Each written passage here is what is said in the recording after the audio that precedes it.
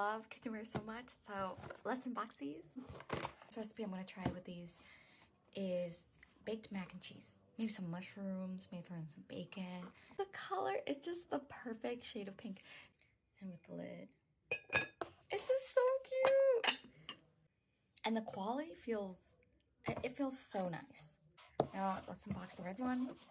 Now these are microwave safe and they're oven safe up to 500 degrees Fahrenheit, which is good. The red is so pretty.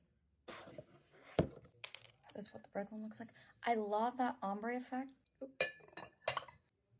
So pretty and perfect size. So I got in the same size.